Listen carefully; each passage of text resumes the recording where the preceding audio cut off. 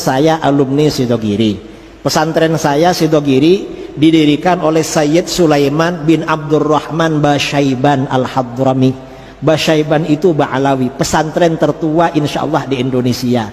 Usianya hampir 300 tahun. Darah bangsa Indonesia diklaim orang. Saya ambil contoh yang terang benderang.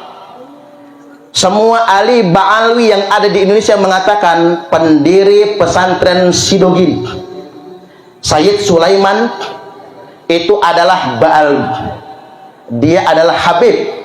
Padahal itu Pak, 1.000% bohong. Ngotot Ustadz Idrus Ramli sama Gus Wafi mengatakan Masyayikh Sidogiri adalah Ba'alawi, adalah habaib. Ngotot. Akhirnya dipanggil oleh pesantren Sidogiri, Ustadz Idrus Ramli, Gus Wafi, sini ke Sidogiri, akan disidang di sana. Sudah 3 kali dipanggil, nggak datang-datang. Cintai aneh. Kalau ente jadi muhibin aneh, nanti di akhirat aneh kasih syafaat buat ente. Saking sombongnya manusia Pak. Tuan Syekh Abdul Qadir Al-Jilani bersama Sultan Salahuddin Al-Ayyubi memberantas nasab palsu, yakni Ubaidillah bin Ahmad Al-Habhab, Ubaidillah bin Ahmad Al-Mahdi, Ubaidillah bin Ahmad Al-Habib. Maka saya lihat Bapak Ibu, gerakan merungkat orang-orang yang ngaku cucu Nabi ini rata-rata dimulai oleh gerakan Thariqah se-Indonesia.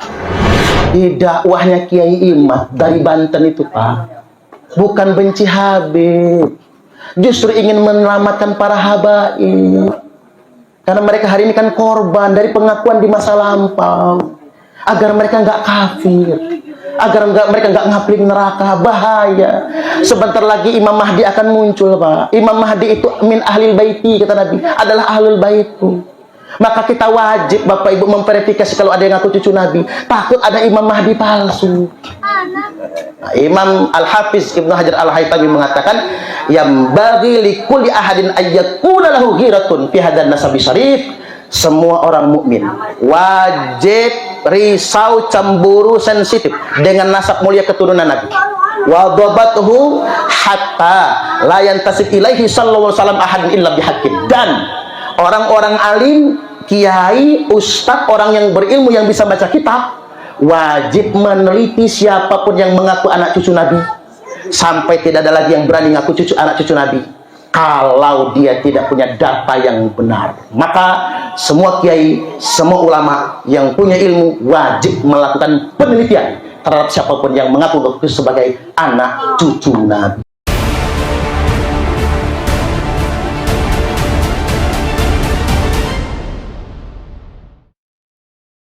Hari ini saya menganggap yang hadir tak semuanya sepakat dengan apa yang saya sampaikan nanti. Tapi anggap ini ilmu. Ilmu itu boleh diambil, boleh ditolak, nggak apa-apa. Saya ambil contoh sederhana. Minggu malam Senin yang lalu, Ustadz Bahar Smith ceramah di Tanjung Rame. 30% jamaahnya itu jamaah saya Pak, yang belum tentu setuju sama Ustadz Bahar Smith, tapi saya suruh mereka hadir ke sana. Rame ikut hadir semua. Yang bisa diambil sebagai ilmu ambil, kata saya. Yang enggak, ya enggak apa-apa, tapi jangan bikin ribet di sana. Lanjut minggu kemarin, minggu malam Senin juga, Kiai Haji Imaduddin Utsman Al-Bantan datang ke Lampung juga di Pajarbaru. 30% jamaah yang hadir itu orang yang nggak sepakat dengan Kiai Imam. Ya dengerin. Namanya ilmu boleh diambil, boleh ditolak, tapi dengerin. Jangan tutup kuping, jangan tinggalkan lokasi, karena itu ilmu. Pasti ada hikmahnya buat kita semua. Cocok atau cocok? Yang penting jangan ribut. Ya, yang penting jangan berantem yang salah. Beda pendapat boleh, benci jangan. Benci yang nggak boleh. Kesel boleh, benci jangan. Ngambek boleh, benci jangan. Bu, pernah ngambek bu? Sering malahan. Boleh bu ngambek sama lakinya. Ya gimana nggak ngambek, mak-mak itu pak jarang dikasih duit belanja. Tapi benci jangan. Kalau benci ngomong begini, sial gua dapat laki kayak lu. Coba saya nerima lamaran Ustaz Husain dulu, bininya Polri, gua mulai membanding-bandingkan suaminya. Nggak boleh. Benci jangan. Kesel boleh, benci jangan. Karena benci adalah penyakit hati. Penyakit hati itu yang merusak kita semua. Yang rusak bukan yang kita benci, yang rusak adalah diri kita sendiri. Pada kesempatan kali ini saya hendak menyampaikan tentang Syekh Abdul Qadir Jilani. Beliau adalah Qutbur Rabbani wa Ghausus Samadani wa Sultanul Auliya. Beliau lahir tanggal 1 Ramadan tahun 471 Hijriah dan wafat menurut sebagian riwayat, kita ngambil yang ini, tanggal 11 Rabiul Akhir tahun 571 Hijriah. Berarti menurut kalender Qamariyah beliau wafat di usia 99 tahun 8 bulan. Artinya hampir 100 tahun. Beliau ini Bapak Ibu adalah Sultanul Auliya, rajanya wali Allah. Dan kita mencintainya. Ketika kita mengamalkan thariqah Qadiriyah wa Naqsabandiyah, sekaligus kita mencintai Sultanul Auliya. Saya mengutip syair dari Al-Imam Asy-Syafi'i rahimahullahu ta'ala. Kata beliau, uhibbus salihina walastu minhum. Aku mencintai orang-orang solih. As-solihin di sini Pak, bukan saya. Saya mah belum masuk. Bukan juga Kiai Mustafa. Ya gimana musolih bener Pak? Tinggalnya di Sukaraja. Banyak yang seksi-seksi di sana. Saya mah kurang yakin sama Kiai Mustafa ya. Tapi kan dari luarnya nggak tahu dalamnya. Jangan nggak tahu Pak. Tapi bisa jadi waluyo, wajah lugu ati buayo. Saya guyon sama beliau karena kawan saya, nggak apa-apa. Orang soleh yang disebutkan Imam Syafi'i di sini, ya orang macam beliau tentunya. Imam Malik, Imam Abu Hanifah, Imam Ahmad Ibnu Hanbal. Ya ini ulama-ulama amilin, ulama-ulama yang mengamalkan ilmu. Yang memang dari awal hidup sampai akhir hidupnya Allah tunjukkan kesolehannya dan mati dalam keadaan husnul khotimah. Itulah orang soleh. Uhibbus solihina walastu minhum. Aku mencintai orang-orang soleh, kata Imam Syafi'i. Walastu minhum. Walaupun aku bukan golongan mereka. Tuh, saking tawadhu'nya Imam Syafi'i. Orang soleh apa Imam Syafi'i? Sampai-sampai mertuanya rela menjodohkan putrinya kepada Imam Syafi'i. Karena Imam Syafi'i ini bukan Sayyid, bukan Syarif. Oh, bapaknya Imam Syafi'i, saya ulangi, bukan Sayyid, bukan Syarif. Tapi ibunya Imam Syafi'i itu Syarifah. Jadi Imam Syafi'i punya bapak yang sangat soleh sekali, yang dinikahkan dengan seorang Syarifah, oleh seorang Syarif, oleh seorang Sayyid. Lahirlah Imam Syafi'i. Jadi Imam Syafi'i itu kalau dari jalur bapak bukan Sayyid, bukan Syarif.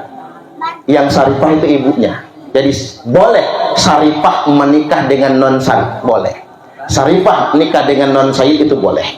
Itu kejadian. Kurang soleh apa Imam Syafi'i? Yang hatam Quran sejak umur 7 tahun. Bil ghaib. Kita mah baru ikra umur 7 tahun tuh Pak. Bil ghaib.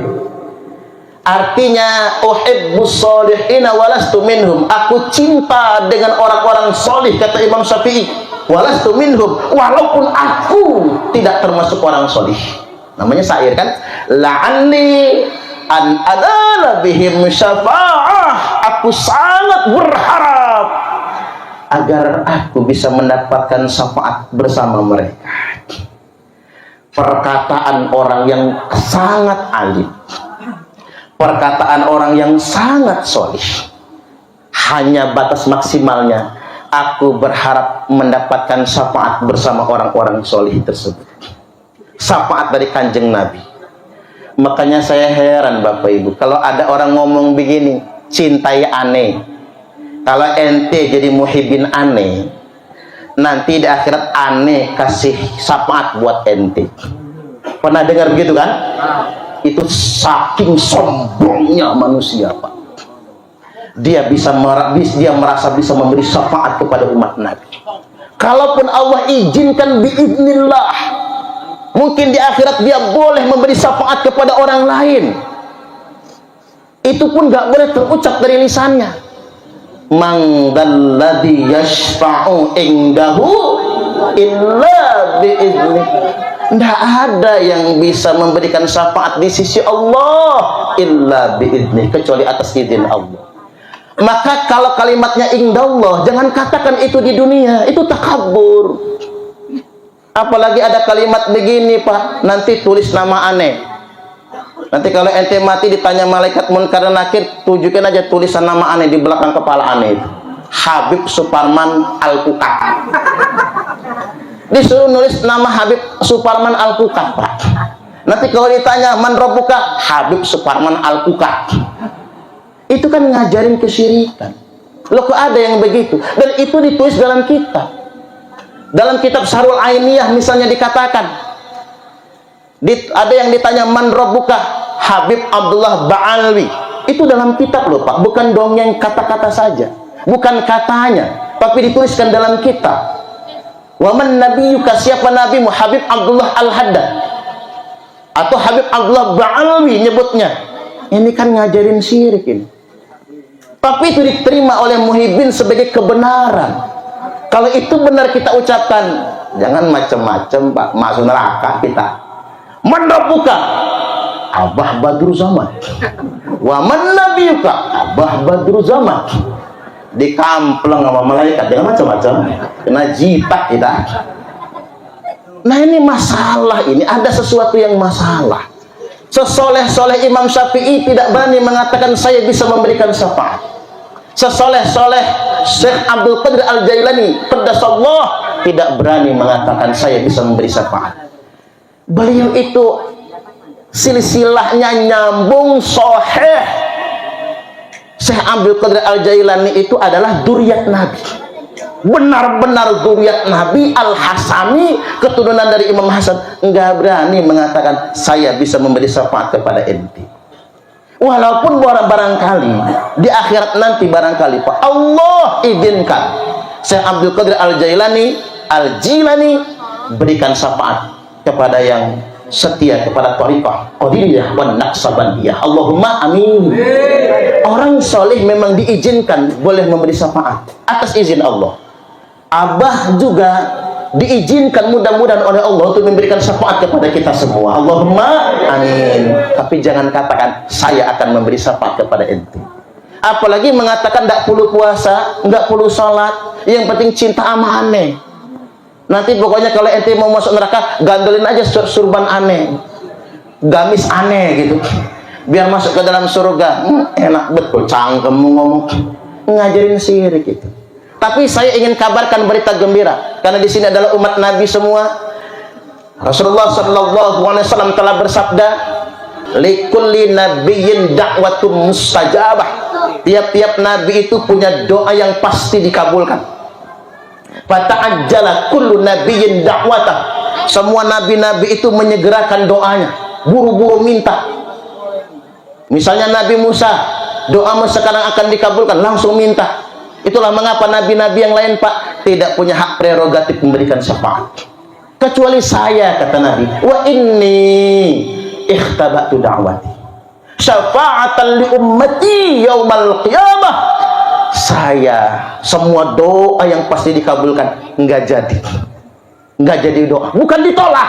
Sini tak tabungin, kata Nabi Muhammad. Doa, kata Jibril, doamu sekarang akan dikabulkan oleh Allah. Enggak jadi doa, sini saya tabungin, kata Nabi. Sampai banyak sekali. Kata sahabat, ngapa ya Rasul? Doa mustajabah itu aku tukar poin, Pak. Bukan cuma Telkomsel punya poin, tukar poin. Indomaret juga punya poin sekarang itu, Pak. Tukar poin. Poinnya ditukar untuk memberi syafaat kepada umat. Yang dengan syafaat itu nantinya semua umatku akan masuk surga semua. Nah, kurang apa kita ini? Tidak perlu mengemis syafaat kepada orang yang belum tentu soleh. Ingin saya sampaikan, nggak perlu dimanipulasi dengan kedok syafaat dengan orang yang justru mengajari kita berbuat maksiat. Nabi sudah katakan, aku janji kasih syafaat buat kalian semua. Ada yang nanya sama saya, Ustadz punya pengecualian nggak? Dengerin pengecualiannya ini. Man mata fahiyana ilatun insyaallah. Semuanya itu atas kehendak Allah untuk umatku akan sampai. Man mata min ummati la yusyriku billahi syai'a. Syaratnya cuma satu, nggak pakai dua. Yang matinya dalam keadaan tidak menyekutukan Allah. Mudah-mudahan kita ini matinya lagi manakiban ya. Lagi torikohan, lagi tawajuhan, lagi riadohan. Allahumma amin. Syaratnya cuma satu. Apapun dosanya, apapun maksiatnya, walaupun dia pernah berzina, yang penting dia mati nggak dalam keadaan syirik, nggak lagi babi ngepet, nggak lagi nuyul, nggak lagi pesugihan ke Gunung Kawi gitu, Pak. Nggak dalam keadaan musyrik. Walaupun berzina, tapi jangan dicobain. Nanti bapak-bapak kepanjang lagi. Nyobain, mati nggak tanggung jawab saya, Pak. Saya bukan Tuhan, cuman itu Nabi yang sabdakan. Jadi sekali lagi jangan belagu lah merasa bisa memberi syafaat, jangan. Cuman kita atas izin Allah, mudah-mudahan guru-guru kita bisa memberi syafaat kepada kita semua. Allahumma amin, amin ya rabbal alamin. Selanjutnya yang kedua, Tuan Syekh Abdul Qadir Al-Jilani qaddasallah, beliau bersama Sultan Salahuddin Al-Ayyubi memberantas nasab palsu. Halo, ini murid-muridnya kudu tahu. Memberantas nasab palsu, nasab Banu Fatimiyah, yakni Ubaidillah bin Ahmad Al-Habhab, Ubaidillah bin Ahmad Al-Mahdi, Ubaidillah bin Ahmad Al-Habib. Jadi gelarnya tiga, Al-Mahdi, Al-Habhab, Al-Habib. Gelarnya Habib, Pak. Namanya Ubaidillah bin Ahmad. Ini adalah pendiri dinasti Fatimiyah. Mendirikan dinasti Fatimiyah di Mesir. Dan berkuasa di Mesir selama 270 tahun. Dengan mengaku keturunan Fatimah. Dia ngaku keturunan Fatimah. Ngaku sebagai ahlul bait Nabi. Maka dia mengatakan, karena saya adalah cucu Nabi, dalam darah aneh mengalir darah Rasulullah. Maka dia bergelar Al-Mahdi dengan memamerkan dalam darah kami mengalir darah Rasulullah. Maka orang Mesir, karena ini cucu Nabi, mereka hormat dengan cucu Nabi. Mereka tidak berani melawan dengan cucu Nabi. Bininya diambil pun dikasih, karena yang ngambil cucu Nabi.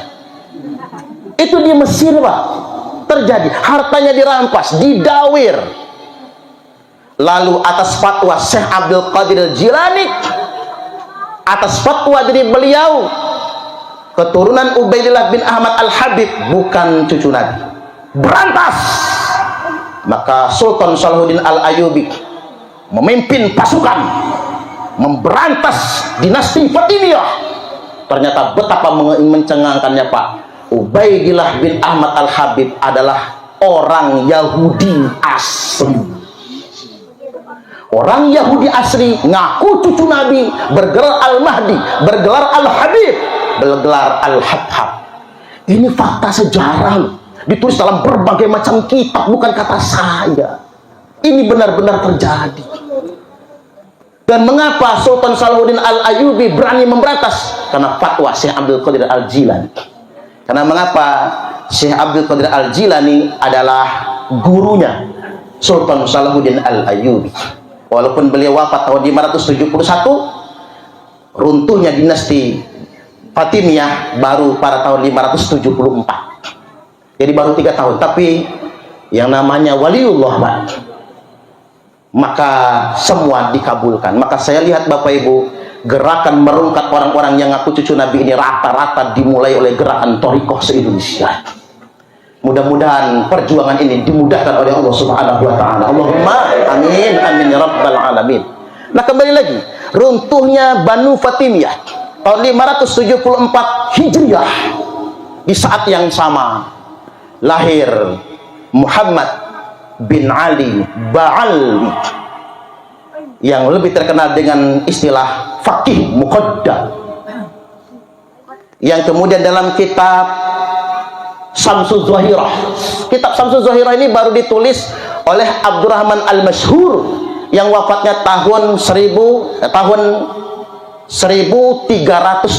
Hijriah, baru 1 abad kemarin, winginane Pak, masih kemarin. Dalam kitab Syamsul Zahirah dari Abdurrahman Al-Masyhur dan dalam kitab Al-Burqatul Musyiqah karya Habib Abu Bakar bin Ali As-Sakran tahun 895 Hijriah.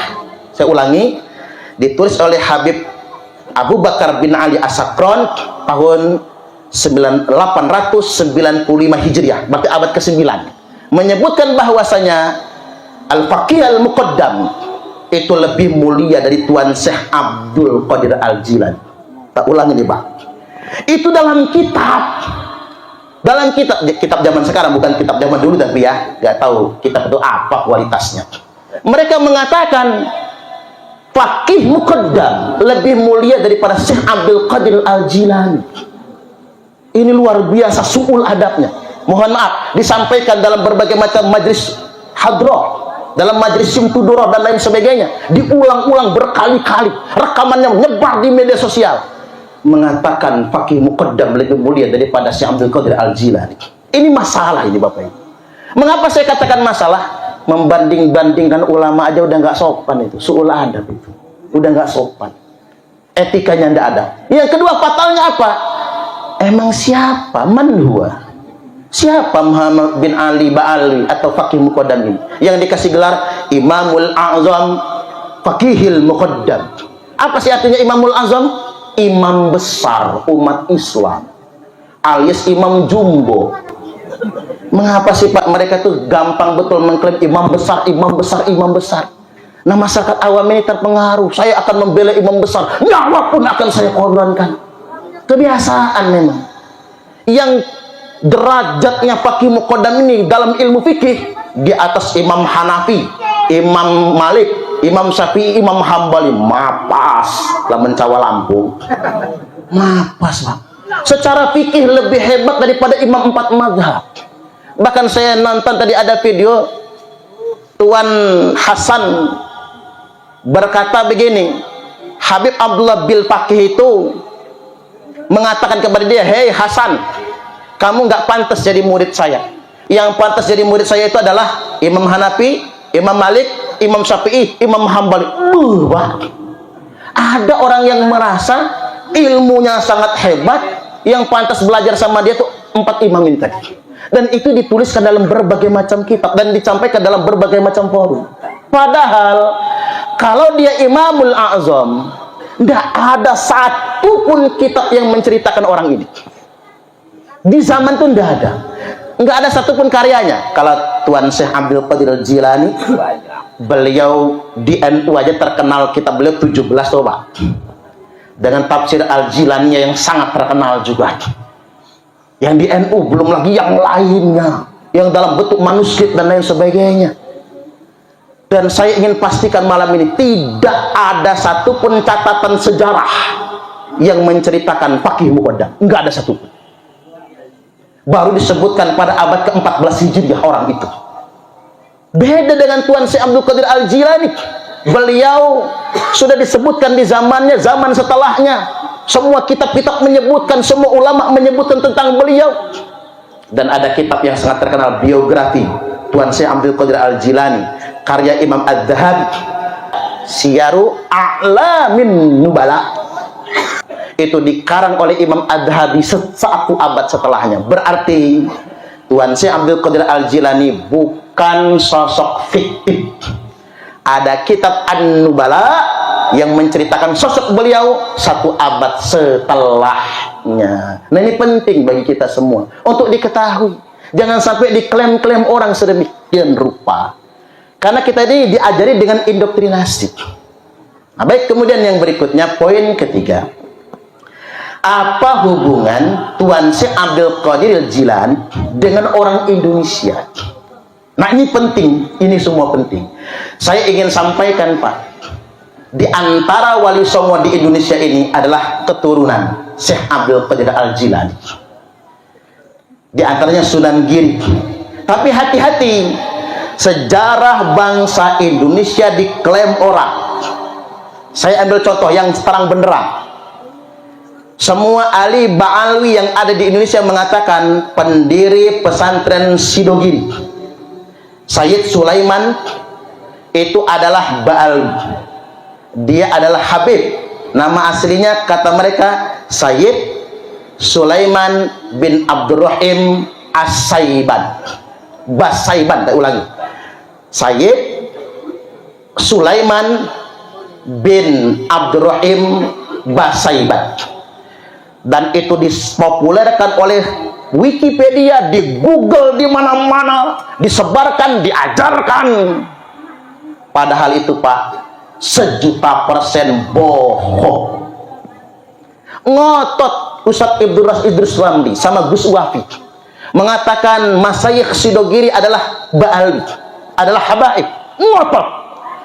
Akhirnya dipanggil oleh pesantren Sidogiri. Ustadz Idrus Ramli, Gus Wafi, sini ke Sidogiri, akan disidang di sana. Sudah 3 kali dipanggil, nggak datang-datang. Sayyid Sulaiman, pendiri pesantren, salah satu pesantren tertua di Indonesia, bukan dari Ba'alwi. Nama bapak beliau adalah Sayyid Zain Abdul Qadir. Itu nama bapaknya. Asli keturunan Syekh Abdul Qadir Al-Jilani. Ini kalau ada alumni Sidogiri, saya ingin sampaikan, Sidogiri, Masyayikh Sidogiri bukan keturunan Ba'alwi. Jangan mau ke sana, Pak. Nasabnya nggak bisa dipertanggungjawabkan. Tapi keturunan Syekh Abdul Qadir Al-Jailani. Saya ngomong begini, apa dasarnya? Sudah diisbat oleh Naqobah internasional. Saya ingin sampaikan Bapak Ibu, di Indonesia belum ada Naqobatul Ashraf. Jadi kalau ada yang mengklaim, oh kami bisa mengisbat nasab, bohong. Karena mengapa? Dari mana lisensinya? Kok bisa menetapkan nasab seseorang? Parman, kayaknya Anda ini bermarga Asegaf, Suparman Asegaf. Lalu dikasih paspor nasab, Pak. Dari mana dia dapat? Karena di dunia internasional tidak ada satupun Naqobatul Ashraf yang memberi SK. Di Indonesia ini orang bisa mengisbat nasab orang. Nah, Sidogiri kemana? Langsung ke Maroko, karena kerajaan Maroko itu sayyid semua, Pak. Langsung ke Maroko, dites DNA, DNA-nya J1 semua. Maka ditetapkan di Maroko, Masyayikh Sidogiri beserta seluruh keturunannya adalah dzurriyyat Nabi. Dari keturunan Syekh Abdul Qadir Al-Jilani berarti Al-Hasani. Dan ingin saya sampaikan Bapak Ibu, keturunan Nabi tidak bermarga. Keturunan Nabi itu cuma 2. Kalau enggak Al-Hasani, Al-Husaini. Cuma 2. Nah, ini penting sebagai ilmu. Saya ulangi lagi, dengar bangsa Indonesia. Pesantren Sidogiri diklaim sebagai Ba'alwi. Padahal pesantren Sidogiri sudah isbat ke Maroko. Mereka bukan Ba'alwi, tapi keturunan Tuan Syekh Abdul Qadir Al-Jilani, berarti zuriat Nabi dari kalangan Al-Hasan. Kemudian yang berikutnya, Pondok Pesantren Al-Kahfi Somlangu, Kebumen. Itu adalah keturunan Syekh Abdul Qadir Al-Jilani. Pesantren Al-Kahfi Kebumen itu, Bapak Ibu, pesantren tertua se-Asia Tenggara. Itu Kebumen. Karena pendirinya siapa? Syekh Abdul Kahfi, Sayyid Abdul Kahfi Somblang, dan sudah mendapatkan itsbat nasab sebagai dzurriyyat Nabi. Dan di PWI Laskar Sabilillah Provinsi Lampung ada yang sudah gabung, namanya Afan. Sekarang dia sedang thariqahan apa sama Kiai Tahrir. Saya hadirkan dia di sini. Itu Pak Sayyid Afan dipanggil Sayyid nggak mau. Maunya dipanggil Gus aja lah, nggak apa-apa. Sama saya cium tangan loh, Pak. Saya ini kan bukan Sayyid, bukan Syarif. Cungur aja proporsional ya, Pak. Nggak mancung. Tapi dia yang cungurnya mancung, jelas-jelas keturunan Somlangu. Syekh Abdul Kahfi, Sayyid Abdul Kahfi, nggak mau ngaku dzurriyyat Nabi. Dan sama kita sopan, Pak. Karena mengapa? Beliau menghormati orang berilmu. Imam Hanafi, Imam Malik, Imam Syafi'i, Imam Hambali, tidak ada satupun yang Sayyid. Beliau yang berempat itu Pak, ahwal semua kayak kita, orang biasa. Mereka bukan dzurriyyat Nabi. Tapi mengapa dihormati? Karena ilmu. Jadi jangan merasa kemudian lebih mulia daripada orang lain gara-gara hanya alasan nasab. Tidak boleh itu semua terjadi di antara kita semua. Kita berdiri sama rata, duduk sama rata, berdiri tanpa raja. Itu kata Kang Juanda, itu baru saya nyuplik tadi itu.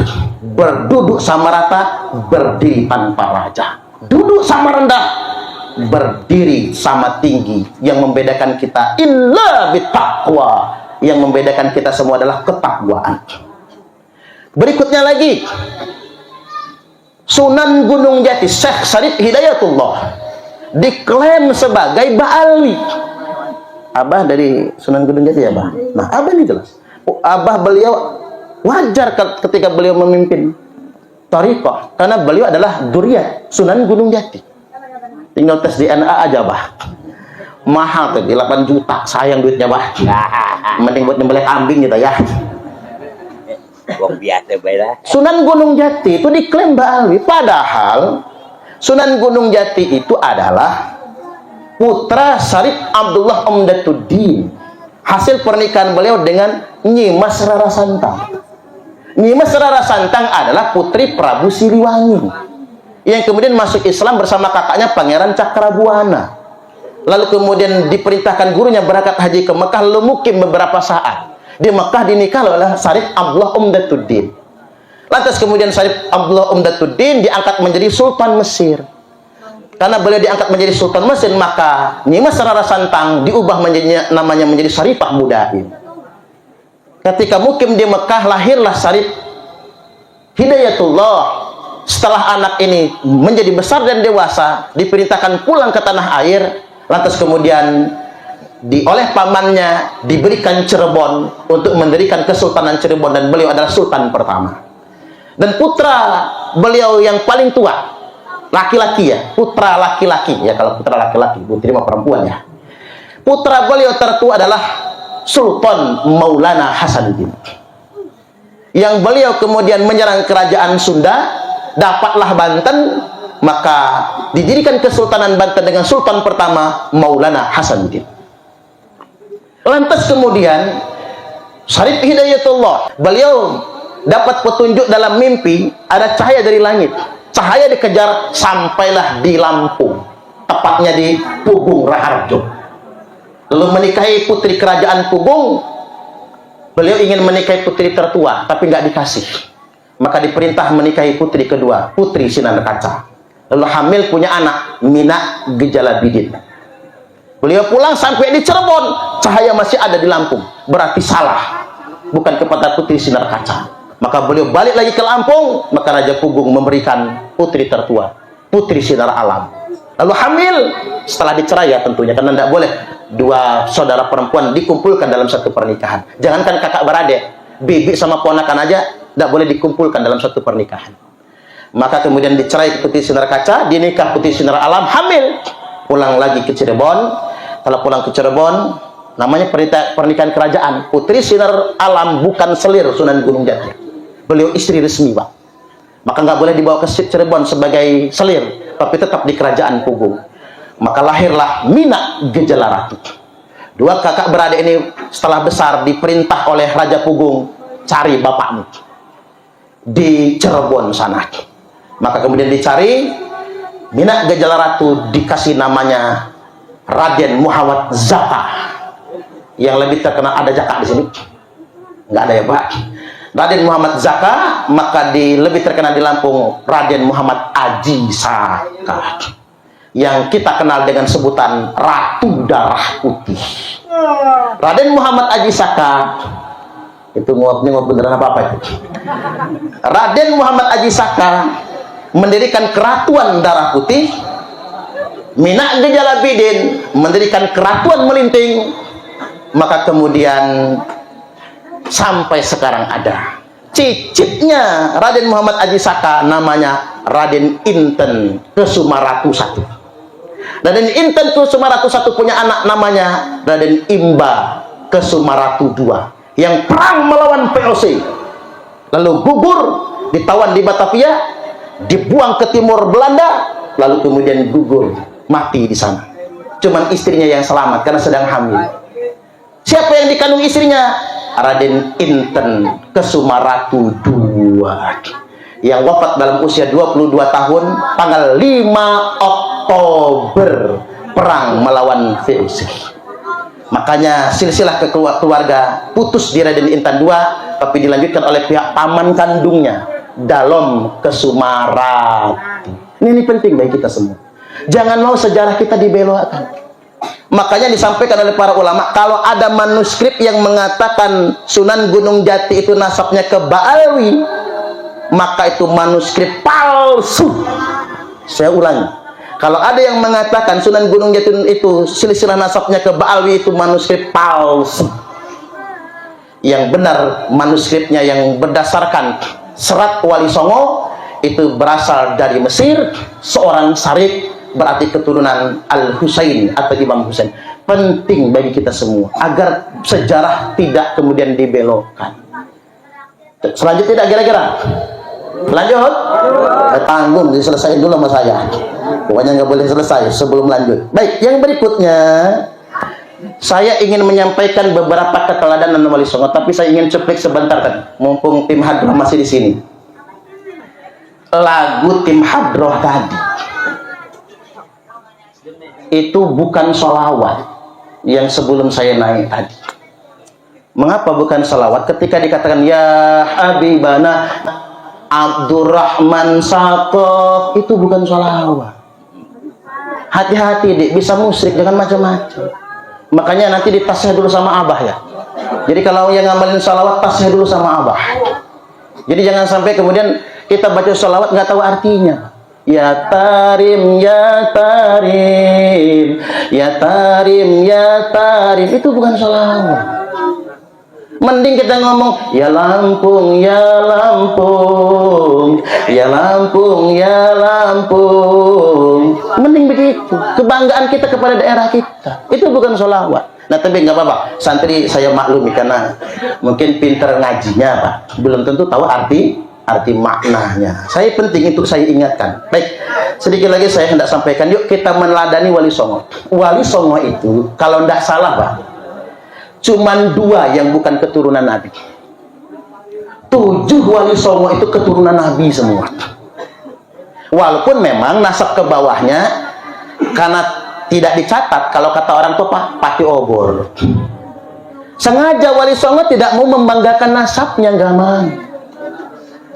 Mengapa tidak mau? Kita mulai dari yang pertama, Sunan Gresik Maulana Malik Ibrahim. Maulana Malik Ibrahim, mengapa dakwahnya diterima oleh bangsa Indonesia?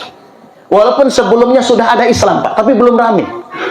Baru rata Islam di Indonesia ini setelah Sunan Gresik masuk Indonesia. Wali Songo berdakwah di Indonesia. Walaupun sebelumnya sudah ada kan? Ulama-ulama Indonesia juga. Nah, beliau masuk Indonesia, mengapa diterima dakwahnya? Karena beliau mendakwahkan Islam tanpa kasta. Nggak ada kasta. Nah, di Indonesia waktu itu berkasta-kasta. Coba bapak-bapak, ibu-ibu lihat film. Mengapa orang Indonesia itu semua, kalau perempuannya rata-rata dulu pakai baju yang dadanya terbuka. Iya kan? Nonton film Mak Lampir nggak? Brahma Kumbara gitu kan. Walaupun film kan sudah improvisasi ya, tapi rata-rata telanjang dada, hanya ditutup dari payudara sampai lutut saja. Dan laki-lakinya orang Indonesia itu Pak, cuman pakai pakaian yang nutup udel sampai lutut.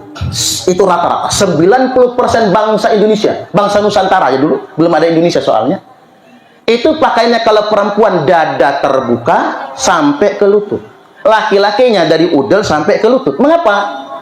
Karena Indonesia dianggap oleh bangsa-bangsa sebagai budak, kecuali raja-raja, kecuali raja-raja dan kerajaan. Dan waktu itu agama itu hanya boleh dianut oleh kerajaan. Majapahit misalnya, yang bukan orang kerajaan, orang rakyat jelata nggak boleh beragama, karena tuan mereka adalah bangsawan kerajaan. Dan pakaian mereka tidak boleh menggunakan jubah, mereka nggak boleh menggunakan gamis, mereka hanya boleh berpakaian telanjang dada sampai lutut kalau perempuan, laki-laki telanjang badan sampai lutut. Karena mengapa? Dianggap budak. Tiba-tiba datang Maulana Malik Ibrahim, kita berislam yuk, di Islam tanpa kasta. Loh kok tiba-tiba zaman sekarang Pak, ada yang mengajarkan kita pakai bahasa agama, warga agama kelas 1 merasa setara sama dia saja salah Pak. Bahkan dalam kitab mereka ditulis apa? Satu Habib bodoh lebih mulia daripada 7. Lebih baik belajar dengan satu Habib bodoh daripada belajar dengan 70 ulama. Nah kalau goblok apa yang mau dipelajari?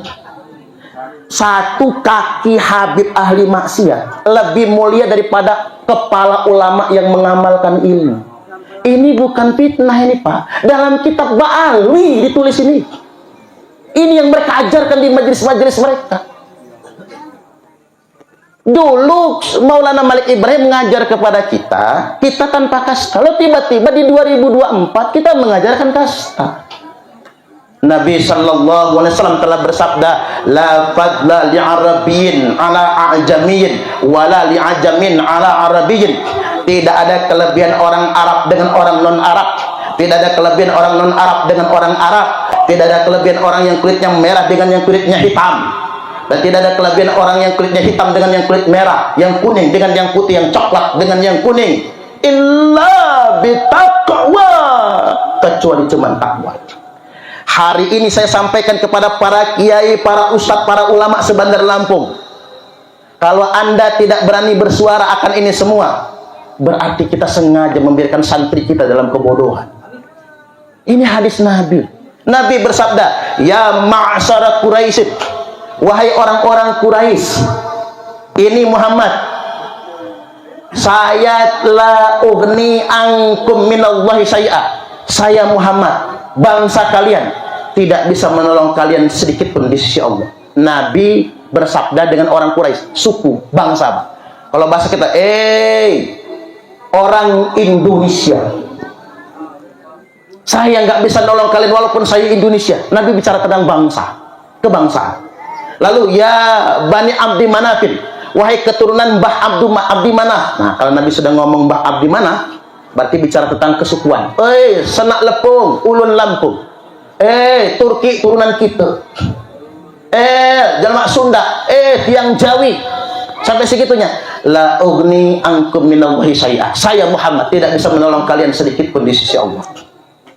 Nabi lanjut lagi, ya Abbas, wahai paman Abbas, pamannya Rasulullah, la ugni angka minallahi syai'a. Saya nggak bisa paman menolong paman kalau paman nggak bertakwa kepada Allah. Ya Sofiyah, ammata Rasulullah sallallahu alaihi wasallam, wahai Sofiyah, adik bapaknya Nabi, ponaanmu nggak bisa nolong bebek kalau bebek nggak takwa kepada Allah. Ya Fatimah, wahai Fatimah, ini lebih dalam lagi nih, la ugni anki minallahi syai'a. Saya Fatimah, bapakmu, nggak bisa menolong kamu kalau kamu nggak takwa kepada Allah. Tidak ada satupun ahlul bait yang nasabnya lebih dekat dengan Nabi mengalahkan Fatimah. Maka kalau ada sekarang yang ngaku-ngaku anak cucu Nabi, tapi dia merasa bisa mengkapling surga, Pak, bisa memberikan syafaat, jelas dia berdusta, dia sesat, menyesatkan. Karena mengapa? Dia bertentangan dengan ajaran Islam yang sesungguhnya. Enggak boleh kita ikuti. Teladan kedua, yakni dari Sunan Ampel. Ini kalau teladan kedua Imam Ampel itu apa?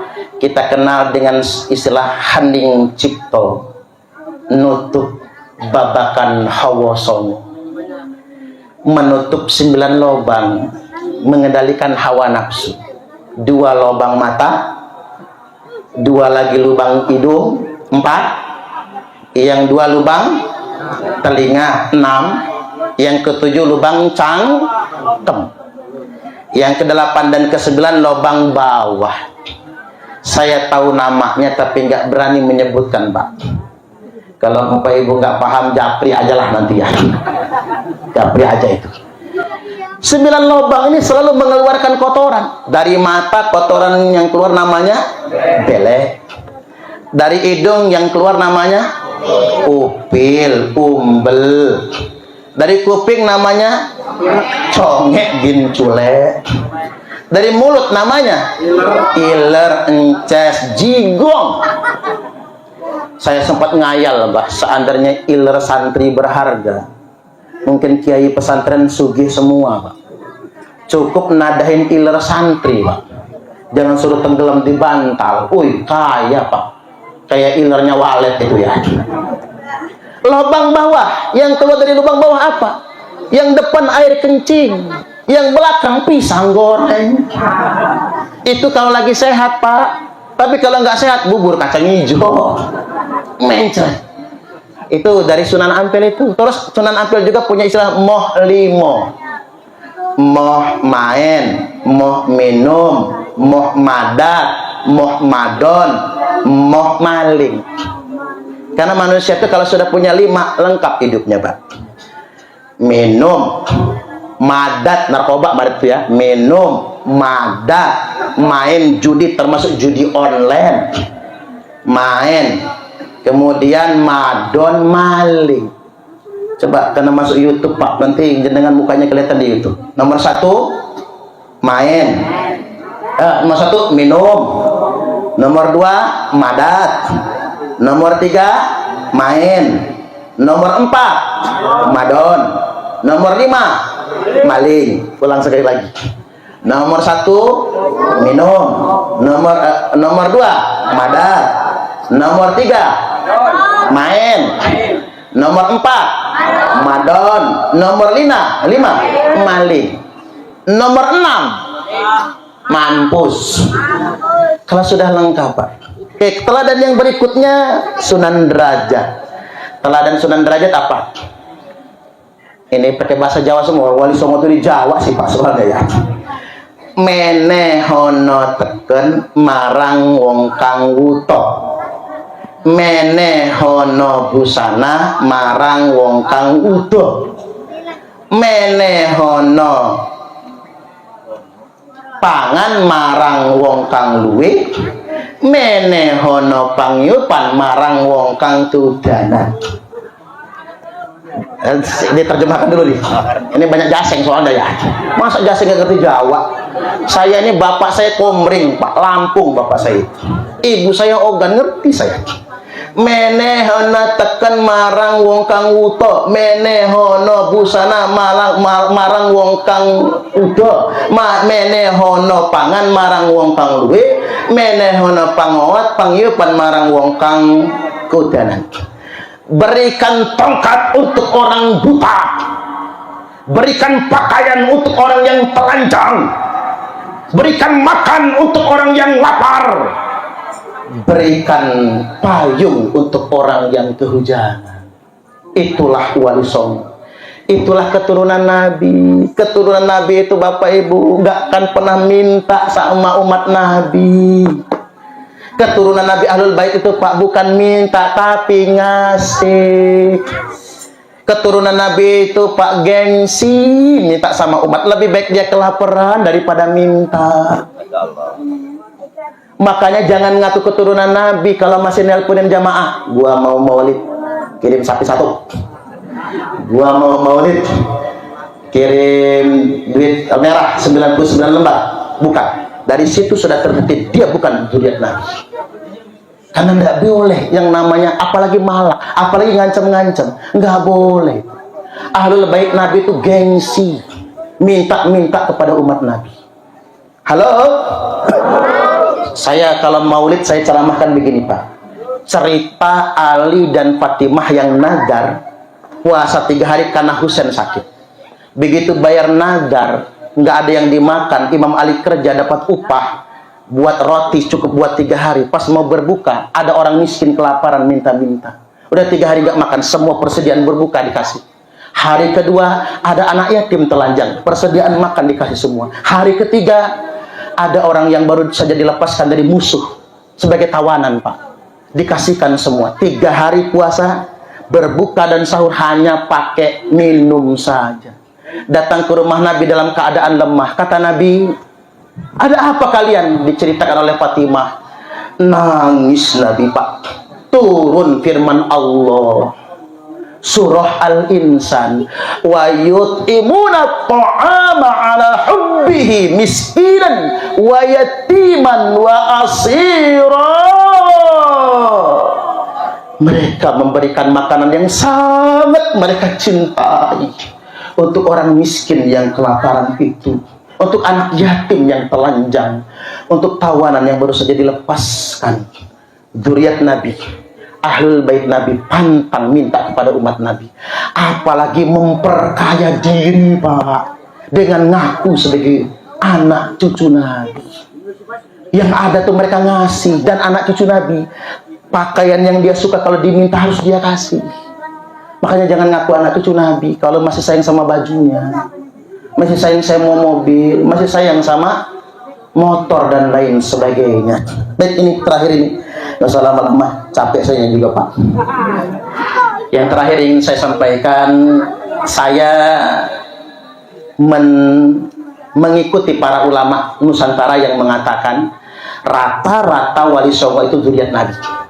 Rata-rata. Dan sudah tes DNA. Tes DNA-nya J1 terkonfirmasi. Karena ngapa? Kerajaan Maroko itu Pak, rajanya semua ke bawahnya cucu Nabi. Kerajaan Yordania itu cucu Nabi, zuriat Nabi semua, J1 semua. Sedangkan yang ngaku-ngaku cucu Nabi di Indonesia ini, tes DNA-nya terbukti G. G itu jangankan orang Arab Pak, keturunan Nabi Ibrahim pun bukan. Kalau keturunan Nabi Ibrahim harus J1, Nabi Ishak, Nabi Ismail alaihi wassalam, 3 Nabi ini harus J1. Orang Arab J1. Makanya jangan heran kalau di Israel ada orang Yahudi J1, orang Kristen J1. Karena apa? Keturunan Nabi Ibrahim yang ada di Israel, yang ada di Palestina J1. Orang Arab J1. Makanya J1 belum tentu ahlul bait Nabi, J1 belum tentu zuriat Nabi Muhammad, belum tentu. Karena boleh jadi dari nabi-nabi yang lain. Kan begitu, dari termasuk Nabi Musa, Nabi Ishak dan sebagainya, Nabi Sulaiman. Tapi ingat, syarat untuk menjadi zuriat Nabi minimal DNA-nya J1. Karena Bani Hasyim J1, Bani Quraisy J1, Abu Thalib J1, maka Imam Ali kan J1, maka putra Imam Ali, Hasan dan Husain harus J1.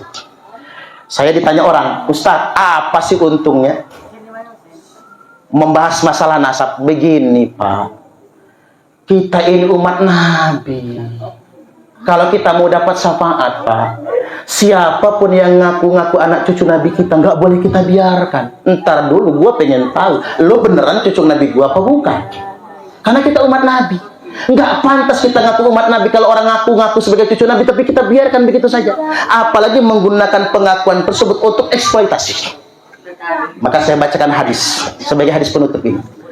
Ma min rajulin idda'a li ghairi abihi wa huwa ya'lamu illa kafar. Barang siapa yang ngaku-ngaku dia anak si fulan, laki-laki yang bukan bapaknya, padahal dia tahu dia itu bukan bapaknya. Umpama saya ini putranya Abah Badrul Zaman, bapak kandung saya. Kalau saya ngomong Abah Badrul Zaman itu orang tua saya, sebagai orang tua guru dan orang tua angkat, itu benar. Tapi ketika saya mengaku nasab saya dari Abah Badrul Zaman, pada saya tahu itu bukan illa kafar, kecuali dia sudah dipastikan untuk kafir kepada Allah. Wa man idda'a qauman laisa lahu fihim nasabun. fal yatabawwa maq'adahu minan nar.